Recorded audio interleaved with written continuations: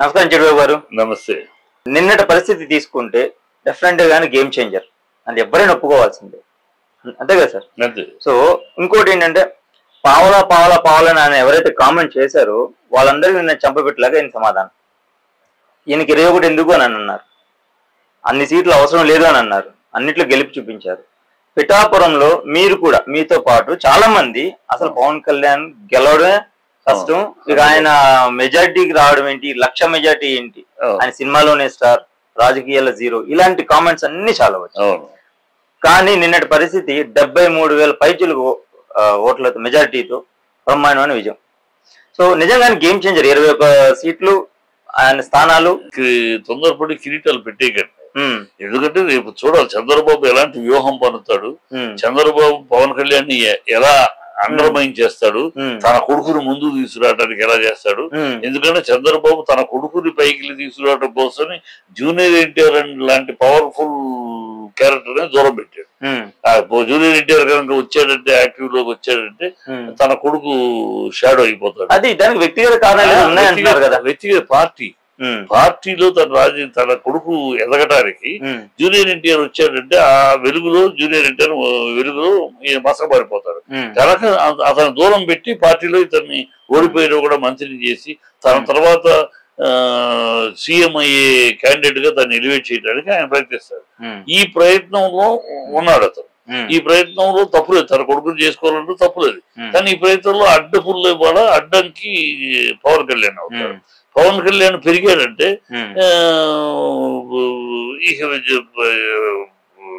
Lokesh chance లేదు.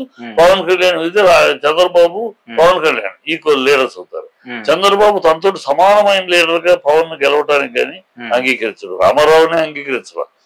పవన్ ఎందుకు అంగీకరిస్తాడు? తనకు సమానమైన సమాంతరంగా లీడర్ గా ఉండాలి, తన తర్వాత ఉండాలి. లెక్క చేసేప్పుడు నిదానంగా తన తర్వాత లోకేష్ రావాలి. ఇప్పుడు తన తర్వాత జగన్ పవన్ ఉన్నాడు. సో పవన్ ఎట్లా కిందకు జార్చి తన పైకి వెళ్ళాలి. సో ఎన్ని స్ట్రాటజీలు వేస్తారు, రకరకాల స్ట్రాటజీలు ఉన్నాయి. తనకి పవన్ కళ్యాణ్కి ఒక ఉప ముఖ్యమంత్రి పదవి ఇచ్చేసేసి కూర్చోబెట్టడం, ఇక మిగతా రాజకీయాలు అసెంబ్లీలో అన్ని కూడా లోకేష్ చూసుకుంటాం. కానీ చంద్రబాబు నాయుడు గారు ఇటు పవన్ కళ్యాణ్ గారిని కానివ్వండి, లోకేష్ గారిని కానీ ఇద్దరిని ఈక్వల్ గా చూసుకుంటూ, ఇద్దరిని ఈక్వల్ గా ట్రావెల్ చేసుకుంటూ రావాలి రాజకీయాల్లోకి. ఇప్పుడు నెక్స్ట్ 5 years వేసుకుంటూ ప్లానింగ్ వేరే చంద్రబాబుని ఎన్నాళ్ళుగా అబ్జర్వ్ చేస్తున్నావో నాకు తెలియదమ్మా. నేను చంద్రబాబు ఎమ్మెల్యే అవడానికి ముందు రోజు నుంచి రామారావు గారు అల్లుడు అవటం ముందు నుంచి కూడా అబ్జర్వ్ చేస్తున్నాను. కనుక చంద్రబాబు యొక్క జిమ్మికులు ఎలా ఉంటాయి, చంద్రబాబు యొక్క క్షుద్ర రాజకీయాలు ఎలా ఉంటాయి, చంద్రబాబు యొక్క కుట్ర వ్యూహాలు ఎలా ఉంటాయి నాకు బాగా తెలుసు. ఖచ్చితంగా చంద్రబాబు తనతోటి సమాంతరంగా ఎదగటం, పవన్ కళ్యాణ్ ఎదగటం, తను బతికుండగా సాగనివ్వడు. తను బతికుండగా తనతో సమాంతరంగా తన తర్వాత తన వెనకాలే.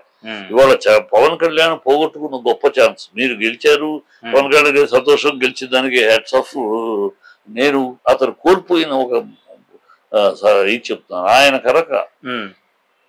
కనుక ఈ చంద్రబాబుతో చేతులు కలపకుండా తను బీజేపీ, తను ముఖ్యమంత్రి క్యాండిడేట్ గా, గత 2020లో జరిగిన అగ్రిమెంట్ అదే, తను ముఖ్యమంత్రి candidate Pawan is CM candidate, BJP ఇద్దరు కలిసి వెళ్తారు, మోడీ పైన ఉంటాడు.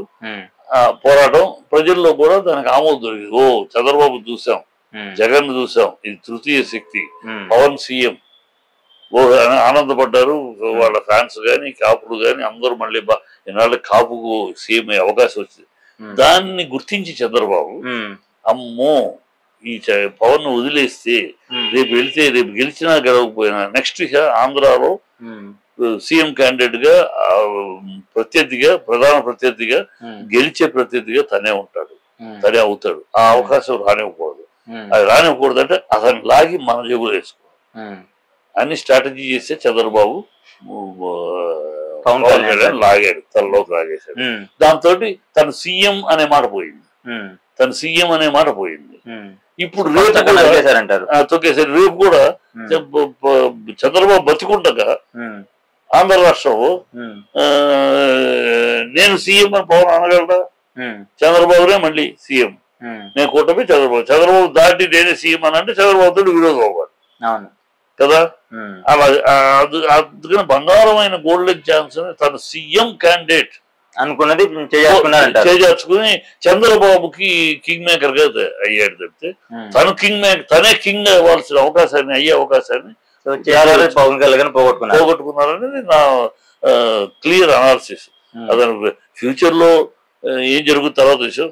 బట్ ఫ్యూచర్ లో చంద్రబాబు బతుకున్నంత కాలం ఇతను చంద్రబాబు పక్కనే కానీ చంద్రబాబు దాటుకుని సీఎం క్యాండిడేట్ అవ్వలేడు. చంద్రబాబు తర్వాత విషయం వేరు. సో అది పరిస్థితి.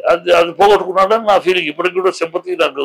ఏదైనా ఇవాళ గెలిచేసేదో ఇంకోటి కూడా చేయగలరు చంద్రబాబు. చెయ్యాలంటే ఇవాళ కేంద్రంలో కనుక తన ఉప ప్రధాని పదవి తీసుకుంటే ఇక్కడ పవన్ ని సీఎం చేయొచ్చు. లేదు ఇంకో స్ట్రాటజీ చేస్తాడు. అందుకని ఏం చేస్తాడు, తను అక్కడ సెంట్రల్ కి పవన్ కళ్యాణ్ పంపించి ఏర్పాటు చేస్తాడు. మీరు సెంట్రల్ కి వెళ్ళిపో, ఏముంది ఎంపీ తర్వాత రాజ్యసభ ఎంపీ అయిపోవచ్చు, నువ్వు అక్కడికి వెళ్ళు, కేంద్రంలో నీకు బీజేపీ తోటి మంచి సహకారం ఉంది, అక్కడ మంత్రిగా ఉండి నువ్వు చక్రం తెప్పచ్చు.